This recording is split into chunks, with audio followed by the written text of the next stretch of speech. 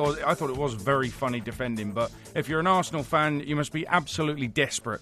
Now, Wenger gave this interview to TalkSport afterwards, whereby he said, "I've made my decision, but I won't tell anybody yet." And then we hear Tony Pulis coming out and saying, "Oh, he's told me he's staying for another year." What do you make of it all? Weird from start to finish. I watched that interview. I thought it was quite a strange one to do. Why didn't he just come out? Everybody, I think, deserves a right to know now, because it's been going on that long. The uncertainty between the fans. You see it on the fans outside the ground. They can't wait to queue up to get on the TV and do their own interview. Oh, yeah. It's become a sideshow. It really, really has. And it's got to be sorted one way or the other. If Wenger's going to stay, right, if Wenger's going to stay, and the club believe that is the right decision, and the players will not down tools and they will play for him 100%, so be it. Announce it. What is all this secret code? He's not going on a secret mission with the SBS or the SAS or abroad, is he? And he can't tell anybody but his family and friends. It's weird. Just get on with it. You're messing with the club's future, really. But listen, for the first time in a long time, I'm not focusing on Arsene Wenger, who's clearly a problem at Arsenal. I'll have a look at the players. We're going to speak to Piers Morgan in just a second, but let me run through those players very quickly. Laurent Koscielny is meant to be top class. No organisation and no defending. He's meant to be at the heart of that defence. Granit Xhaka's £30 million plus, but he gave no quality in midfield, either defensively or in attacking sense. Theo Walcott was just pathetic. Aaron Ramsey was totally anonymous. Petr Cech got injured kicking a ball. Nacho Monreal looked like he was celebrating Hal Robson-Kanu's goal. The Ox laughed when asked about Arsenal's defending at set pieces. Mustafi cost £36 million. Yes, £36 million, and apparently Arsenal don't spend. Bellerin more bothered about his hairstyle than defending. He's quick and that's it. Welbeck looked scared on his own up front. Sanchez was okay. No more than that. And Mesut Ozil, by the way, too injured to play for Arsenal at the weekend, yet he's expected to play for Germany on Wednesday against England live on TalkSport. Has anybody seen Mesut Ozil? Might see him in a Germany shirt on Wednesday. Let's bring in celebrity Arsenal fan Piers Morgan is with us. How you doing, Piers? Hello, Piers. Well, how do you think I'm doing? Not very well. Is Wenger, do you think he will sign? From what you said at the weekend, do you think he will sign a new contract? I think he's absolutely desperate to sign a new contract. I believe these stories that are coming from him. He's a very good media manipulator. I think he's trying to test the water, trying to see how people react, trying to buy himself another year, another 2 years. He doesn't want to go out as a dismal failure. But, I'm reading a tweet here. This is from the 2nd of May, 2016, so nearly a year ago. Wenger, this is from me. Wenger will limp on for another season now, will come 5th or 6th, brackets, keep this tweet, and he'll leave with his legacy wrecked. Sad. That was a year ago, right? Then I'm reading another piece here, and just bear with me because I think it's really interesting for what you just said, right? This is a piece I wrote. For the harsh, undeniable fact is that Arsenal are disintegrating before my eyes as a major club. Wenger's factory line of frighteningly young, inexperienced players look shell-shocked, mentally shot to pieces, weak in both mind and body. They don't know how to fight, scrap, or battle. Wenger's teams who won the double in 98 and 2002, the Invincibles, were full of real men. Adams, Keown, Winterburn, Dixon, Bergkamp, Pires, Parler, Vieira, Petit, Lundberg, Seaman, Lehmann, Laurent, Campbell, Cole, Edu, Henry. They tackled furiously. They bled for the cause. They got booked, sent off, and frequently warned about their conduct. Wenger's winners had the worst disciplinary record in the league and were proud of it, but it showed we weren't to be messed with. Those players really, really cared. Today's squad is full of boys who would run back to mummy at the first sign of Roy Keane's snarling shadow emerging into a tunnel. They're physically, emotionally immature, psychologically fried, with no leader to guide them like Adams and Vieira, no older experienced players to look up to. They can't deal with the pressure. The fans get on their back. The losses accelerate. And here's how I ended it. Everyone's desperate to play us now because they smell the one word that nobody associated with the Wenger-led Arsenal, fear. Once the toughest team in the Premiership, we become a soft touch. That is down to the manager. Wenger stood on the touchline for most of the second half yesterday, looking like a death row inmate waiting to be taken to the electric chair. He looked angry, frustrated, careworn, and suddenly very old. I never thought I'd say this, but I think it's time Arsene Wenger and Arsenal parted company.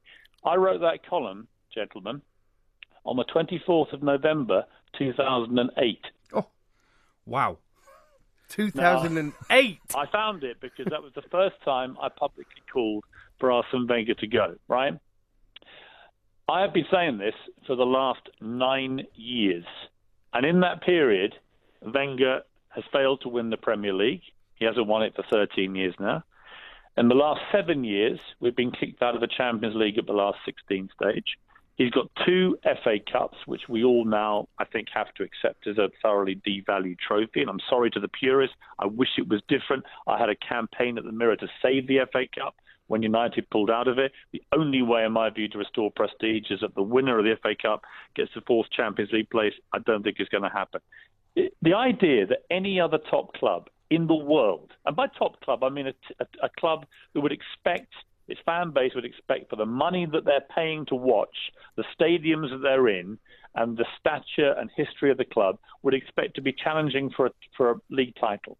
The idea that any manager of any one of the top clubs in the world, in any major league, would be sitting here after Wenger's record in the last 10, 12 years and would be deciding himself, if he felt it was okay to continue to sign a new £8 million a year contract. Perhaps he'll get a pay rise, given he's negotiating, apparently, his own contract. This has become an absolute farce, a laughing stock. Wenger is now a joke. Somebody that I had such enormous respect for is reduced to a pathetic, sad parody of the manager he used to be.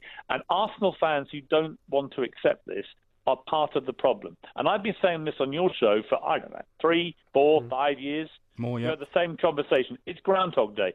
This is now his worst season since he joined Arsenal in the mid-90s. This is the worst season. We're not going to qualify for the Champions League. We're 9 points behind Spurs. We're 19 points behind Chelsea. There is absolutely no reason to justify giving Arsene Wenger another contract unless you want to sit with rose-tinted spectacles looking back at a guy who for 8 years was, in my view, the best manager on the planet and gave Alex Ferguson, the greatest manager in history, a run for his money. Arsenal fans need to wake up, right? If you don't protest right now, this guy, who is desperate to cling on to his job, is going to sign a new contract for 1 or 2 years.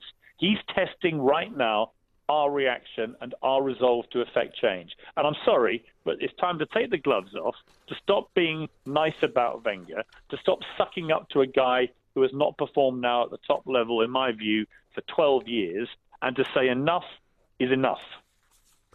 Piers, I understand it. I think most people actually might be with you on this. But when it comes to owning a football club, and if you were the owner and you doubled your share price in the last 8 years, which they have done, by the way, and with Arsene Wenger managing the club, what would you do? That is the biggest... Darren, let me just throw that back at you. I bought shares in the late 90s in Arsenal, because I believed in the club, I believed in Wenger and everything. They were £2,000 each. I bought 10 of them for 20 grand, right? Mm-hmm. They're now worth 170,000. The shares have gone to £17 a share, right? Wenger has been fantastic for my bank balance. Now, I've probably spent that on season tickets over the years, whatever. It doesn't matter. He's been great for business. But here's the deal with this. I didn't agree with the whole last 10 years of excuses that we had a stadium. You know, he's not an architect. You know, always Wenger built a great stadium. No, an architect and builders build a great stadium, right? But we were told, if you just stay with us, Ivan Gazidis, Kroenke, Wenger, you just bear with us. 3 years ago, we were told, right, the stadium's paid for, everything's done. Now we can compete with Bayern Munich. Not only can we not compete with Bayern Munich in a way that avoids us losing 5-1 every time we play them, we can't compete with West Bromwich Albion. We were bullied and played off the park against West Bromwich Albion. No disrespect to them, got great respect for Pulis. I think he had a well-organised, powerful team. We were just bullied off that pitch. And this is supposed to be a team that we were told after all this time of losing in the League and Champions League, we were now going to have a competitive team. We have gone backwards. This is the worst Arsenal squad, in my opinion, since 2006. But is there anybody at the club, Piers, who can actually appoint a successor with any knowledge? Is there anybody who knows football who's going to make the right decision? I think, Adrian, we have a completely freakish, unprecedented situation where the manager seems to be the only one in charge. Stan Kroenke lives in Los Angeles. He's bought an NFL franchise to take NFL back to LA. He is completely consumed with that. You know, I keep hearing from Arsenal fans, but we can't compete with Sheikh Mansour or Roman Abramovich. Really? Do you have any idea how rich Stan Kroenke is? We've had a guy for the last 7 years owning our club who's worth $10 billion. His wife is the Walmart heiress, the supermarket heiress. She's worth another $15 billion. He's one of the richest guys in the world, right? So don't give me the we can't compete, we don't have a rich owner. We have one of the richest owners in world football. He doesn't care. He's never at the games. Ivan Gazidis, the managing director we never hear from, the guy we never see, the guy who never gets quoted now because it's been 3 years since he told us we were going to compete with Bayern Munich, and now we can't compete with West Brom. Well, where are you, Mr. Gazidis? Where is the Arsenal board making the decision that is bleedingly obvious? This is not Arsene Wenger's decision anymore. This is not Happy Families we're playing, where Uncle Arsene gets to decide when he leaves the party. He should be fired. If he doesn't want to go and go with his dignity vaguely intact, where we can give him 2 months of a send-off, and I would happily lead that, by the way, if he resigned today. If he doesn't want to do that and is desperate to sign a new contract, he's got to be fired. But here's the question. Who fires him when he's the guy apparently in charge that goes setting his own contract? Okay, Piers, what about if we could, I know this probably might not happen, but what about if they come out of the club and said, do you know something? We understand the fans have not been happy. We've underachieved now for 13 years, right? Whether that be the date. But we're going to give Arsene Wenger an unlimited checkbook. He can go out and sign who he wants. He's going to bring in new coaches to give us fresh ideas to the football club. Would you accept that? Well, this is a guy who just spent $35 million on Mustafi and Xhaka, right? Yeah, but what about if he's... Yeah, but he's playing within a budget, though, there. I wouldn't trust Wenger now, and it's tragic to say this. I wouldn't trust him with £10 to buy me a good sandwich, period. Where I you wouldn't shopping? trust him to buy me a sandwich, let alone a world-class player. Nor do I think the really top guys will be interested in playing for him. You know, we're not going to be in the Champions League next year, his great vaunted Champions League record. By the way, a competition he's never won. He's reached one final and 2 semi-finals. You think Alex Ferguson or Jose Mourinho or Carlo Ancelotti or Pep Guardiola, you think they sit at home and going, I've got such a brilliant European record. You know what it is? I've never won it. And the last 7 years, I haven't even reached the quarterfinals. Hey, what a record, huh? It's a joke. It's an absolute joke. Leicester City beat us in the Premier League last season when it was supposed to be our season. Leicester City have just gone further in the Champions League than Arsenal. At what point do Arsenal fans wake up to the fact that Wenger's excuses are now utterly ridiculous and he's making our club look utterly ridiculous? If you want to keep coming fourth, fifth, that's fine. You can be that kind of Arsenal fan. But I want to be an Arsenal fan that sees us back where we used to be. And by the way, go back 10 years before Wenger joined us. Right, this idea he's the greatest manager since sliced bread. Herbert Chapman was the guy that created the great Arsenal back in the 30s, right? Let's just get that on the record. Wenger's not the miracle guy who came along and suddenly we won stuff for the first time. Herbert Chapman was a great manager. George Graham was a great manager. He won the league twice in the 9 years before Wenger joined, and he won a European trophy, which Wenger's never won.